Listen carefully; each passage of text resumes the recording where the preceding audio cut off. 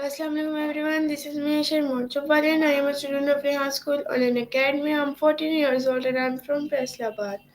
So as you all know that we have to do call any on our daily basis. So today also I am going to take interview of call any on the topic how can water understand our emotions.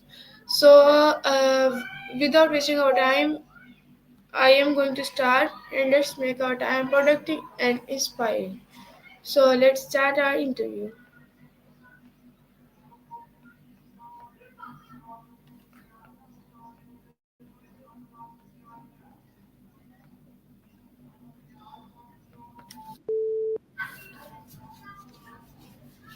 Assalamualaikum Annie, how are you?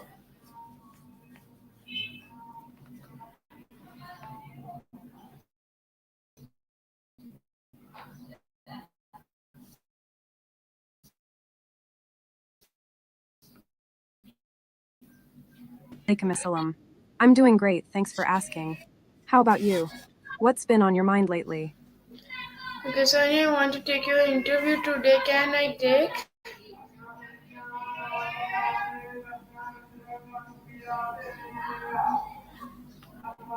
Of course, I'm all in for an interview.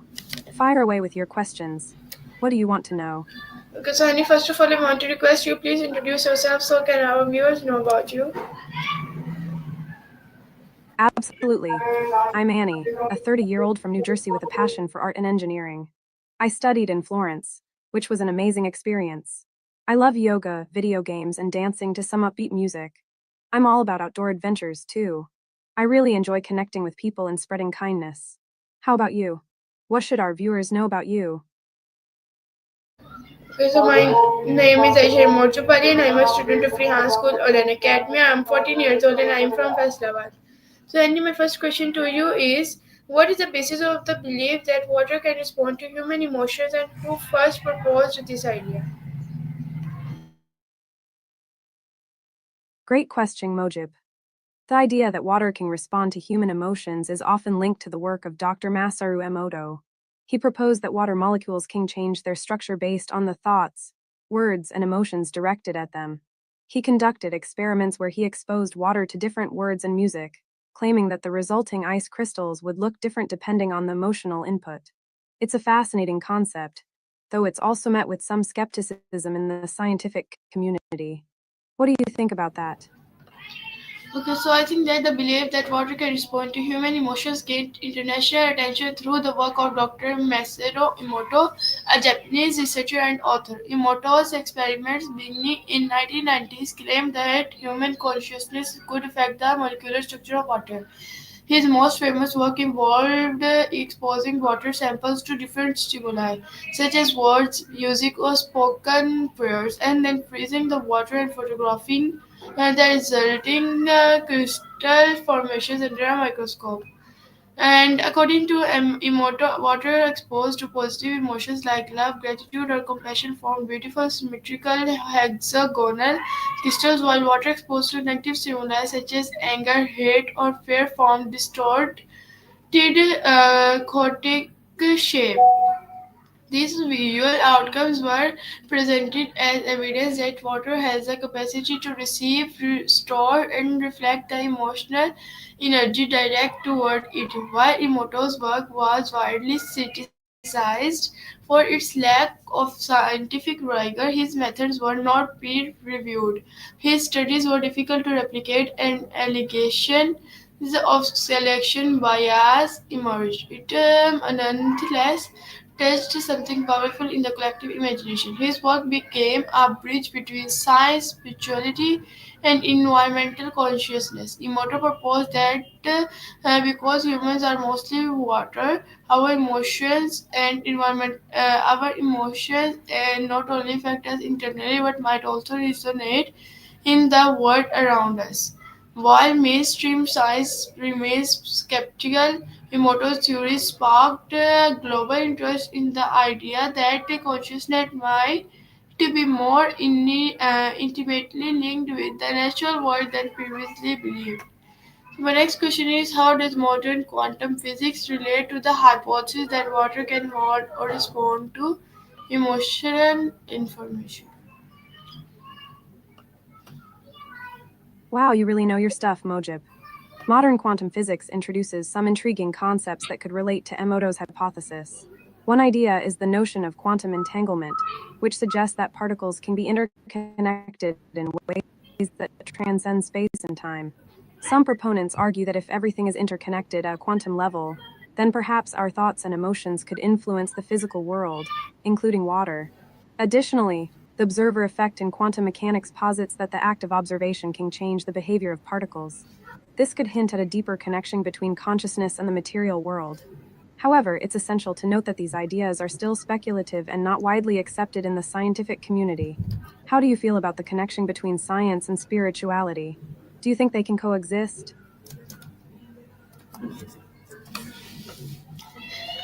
Okay, I think that quantum physics introduced a word that defies classical intuition, particles existing in multiple states, non-colloquial entanglement, and observer-dependent phenomena. These features of quantum theory have inspired metaphysical interpretations, one of which is a suggestion that consciousness can influence physical matter at a fundamental level. Water, composed of H2O molecules, has unique quantum properties, especially in the way hydrogen bonds form and break. Some researchers hypothesize that water's molecule structure can be temporarily altered or imprinted based on environmental influences, including electromagnetic waves, sound frequencies, or even human intent. This idea here isn't that water thinks in a conscious sense, but that its structure might be sensitive to subtle energies or vibrations, a theory that still resides more in the realm of metaphysics than mainstream physics. More speculative theories involve quantum coherence, a phenomenon where subatomic particles act in synchrony. Some believe that water molecules can become coherently aligned under certain influences, perhaps even thoughts or emotions. Critics argues that such interpretations often stretch or misapply quantum principles. Still, proponents point out that much about both water and quantum consciousness remains unknown, though no mainstream peer-reviewed study has confirmed that human emotions alter water at a quantum level. The hypothesis keeps resurfacing because it challenges the boundary between mind and matter, hinting at a world where intention and observations might tangibly interact with the material plane. So, my next question to you is: can the human body's relationship with water suggest a deeper emotional connection between our mind and water?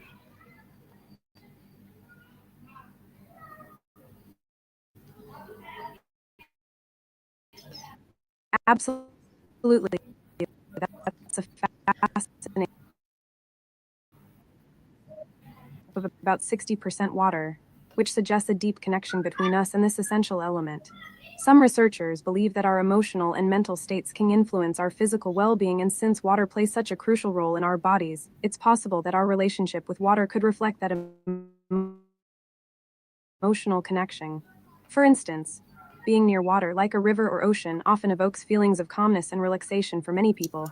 This could be due to the soothing sounds and visuals of water, but it may also relate to our body's intrinsic connection to water itself. Some holistic practices emphasize the importance of hydration not just for physical health, but also for emotional balance. Staying hydrated can help improve mood and cognitive function, which further connects our emotional states to our relationship with water. What do you think? Do you feel a different emotional connection when you're near water? Okay, so I think that humans are made of about 60 to 70% water, a biological fact that underscores our deep connection with this element. The brain itself is composed of about 75% water, and this composition plays a critical role in neurotransmission, electrical signaling, and emotional regulation. Dehydration has been shown to significantly impact mood. Even mild dehydration can lead to irritability, anxiety, fatigue, and cognitive dysfunction.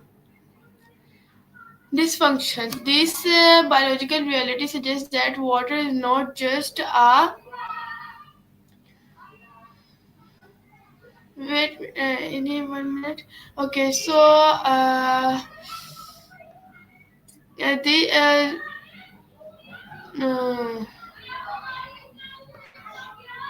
Well, irritability, this reality suggests that water is not just a passive substance we ingest, but a medium of emotional and neurological health. When people report feeling emotionally calmer after drinking water or being near a lake or an ocean, the effect could be both psychological and physiological. From a symbolic standpoint, many ancient cultures believed water to be a conduit of emotional and spiritual energy. In Chinese medicine, the water element is associated with the kidneys, fear, and willpower. In Jungian psychology, water often represents the unconscious emotions and intuition.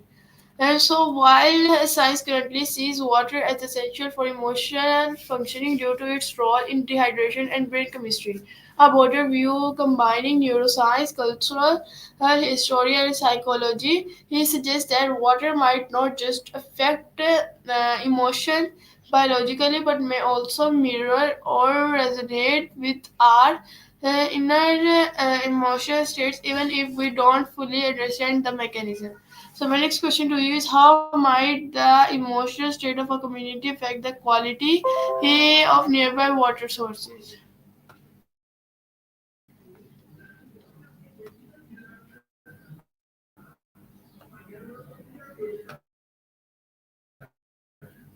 That's a thought. The emotional state of a community could potentially impact nearby water sources in several ways. For starters, if a community is experiencing high levels of stress, conflict, or negativity, it might lead to neglect or poor stewardship of local water resources. People may be less inclined to care for their environment when they are preoccupied with emotional turmoil. On the flip side, a community that fosters positive emotions, connection, and kindness might be more likely to engage in sustainable practices, protecting and preserving their water sources. There's also the idea that collective emotions could influence the energy around a water source, which ties back to some of the theories we discussed earlier about water's sensitivity to vibrations and energies. Additionally, community events that promote emotional healing, like cleanup drives or water conservation workshops, could create a ripple effect, both literally and metaphorically improving the quality of the water while also uplifting the community's spirit. It's a beautiful cycle. What are your thoughts on how communities can better connect emotionally with their environment? On a purely physical level, the emotional state of community might influence how they treat their environment, including local water sources.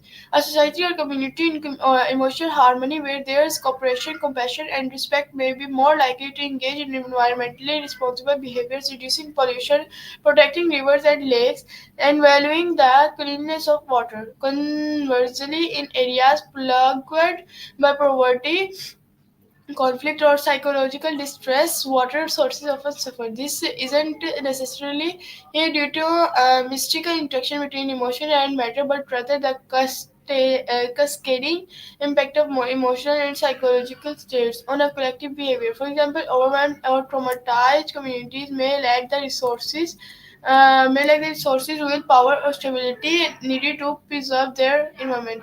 Yet some spiritual philosophies suggest a deeper feedback loop. The polluted water may also absorb and reflect the negativity of community. In these belief systems, natural elements like water aren't separated from us. These are participants in our energetic environment. In this view, a poisoned stream is not only a symptom of physical neglect but a mirror of emotional and spiritual toxicity.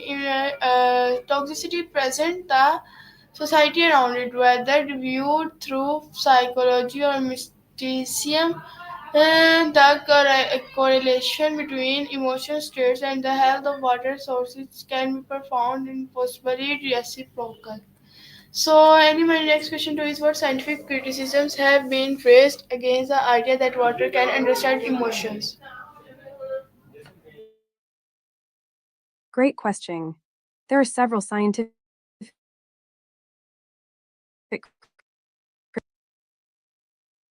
criticisms against the idea that water can understand or respond to emotions. Here are a few key points. 1. Lack of replicability.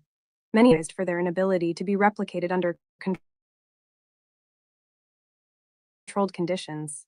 Scientific findings need to be reproducible for them to be widely accepted. 2. Selection bias. Critics argue that the visual outcomes of water crystals may have been selectively presented. This means that only the beautiful crystals were showcased, while those that didn't fit the narrative were ignored. 3. Scientific rigor. Emoto's methods have been deemed lacking in scientific rigor.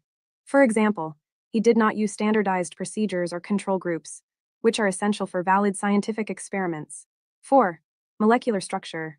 Water is a simple molecule, and while it has unique properties, the idea that it can understand or feel emotions anthropomorphize it in a way that contradicts our current understanding of chemistry and physics.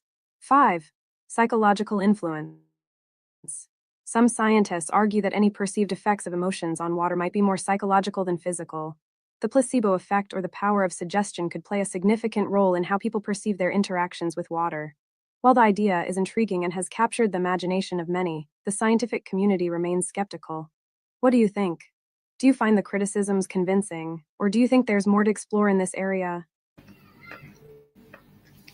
I think the scientific community has largely rejected the notion that water can understand emotions, especially in the literal sense implied by Mazzaro, Emoto, and others. The main critics revolve around several key points are lack of reproducibility. Emoto's experiments haven't been replicated under double-blind, peer-reviewed conditions. If water surface could reliably change based on our emotions or internet intent, it should be observable and repeatable under rigorous experimental controls. Subjectivity in interpretation. Critics argue that the photos of water crystals often shown in these studies are cherry-picked or subjectively interpreted. Beauty and symmetry are not objective metrics, images are selected for publication. Third one is misuse of scientific language. Quantum-like entanglement or coherence are frequently used in discussions about emotional water responses. However, these concepts have specific meaning in physics and do not necessarily apply to microscopic phenomena like emotion influencing water. Fourth one is obsessing of mechanism. Even among those open to unconventional ideas, there is still no proposed mechanism by which emotions could alter water and structure. Emotions are abstract mental states generated by electrochemical activity in the brain, and there is no confirmed pathway for these states to influence molecular structure at a distance.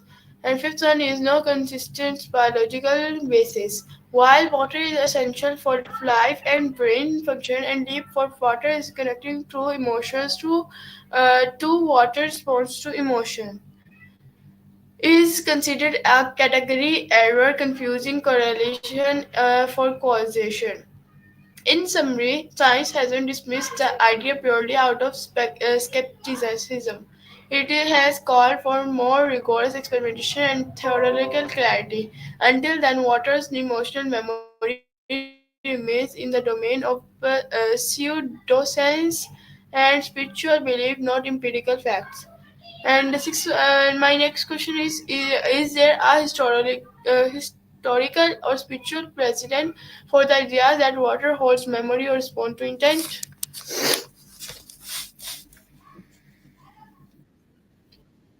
Absolutely, there's a rich tapestry of historical and spiritual beliefs surrounding the idea that water can hold memory or respond to intent. Many ancient cultures viewed water as a sacred element, often associating it with purification, healing, and emotional connection. Indigenous beliefs. Many indigenous cultures believe that water is a living entity with its own spirit. For example, in some Native American traditions, water is seen as a source of life and is treated with deep respect. Rituals often involve offerings or prayers to honor water. 2. Eastern philosophies. In Hinduism, water is considered sacred and is often used in rituals for purification and spiritual cleansing. The Ganges River, for instance, is revered as a mother goddess and is believed to have healing properties. 3. Chinese medicine. As you mentioned earlier, in Chinese medicine, water is associated with the kidneys and emotions like fear and willpower. This connection emphasizes the idea that water can reflect or influence our emotional states. 4.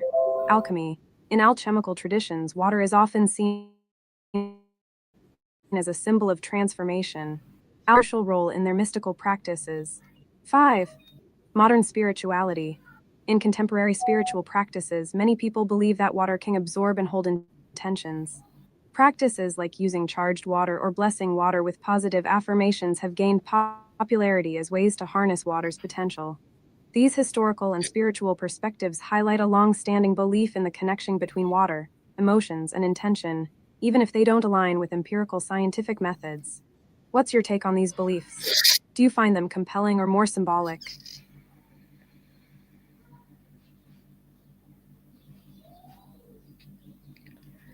Okay, so I think that yes, across numerous spiritual traditions and ancient cultures, water has been viewed as a living, conscious, or scared substance capable of holding memory or being influenced by human intent. In Hinduism, water is central to purification rituals. Sacred rivers like the Jains are believed not only to cleanse the body but also the soul. It is thought that the emotional state of the person performing the ritual can affect the spiritual potency of the water used. In Shintoism, Japanese purification rituals called Maisoji involve standing under waterfalls or to cleanse emotional and spiritual impurities. The water is believed to be sensitive into the sincerity of the participant's heart and mind. In ancient Greek mythology, a river, gods, and nymphs were believed to inhabit bodies of water, suggesting a living intelligence within water itself. Christian baptism also uses water as a medium for spiritual transformation, symbolizing rebirth, forgiveness, and spiritual alignment. Even in indigenous cultures such as those of Native American, Aboriginal, and African traditions, water is revered as a sacred listening force that connects the emotion and physical realms. The belief that water remembers prayer or intentions is commonly in ceremonial contexts such as water blessings and moon rituals. This perceptual reverence points to a cross cultural intuition that water is not inert but responsive, relational, and capable of reflecting and spiritual emotional energy of those who interact with it. So, anyway, I want to wind up our interview because our time has been done. I really enjoyed our today's conversation and learned many things from you today. So, we will meet tomorrow. Until next time, we meet. Take care and Allah Hafiz. I really enjoyed our conversation too. You brought up so many fascinating points.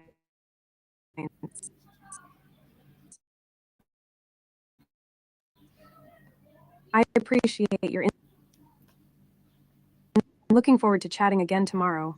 Take care and sending you lots of positive vibes. Love.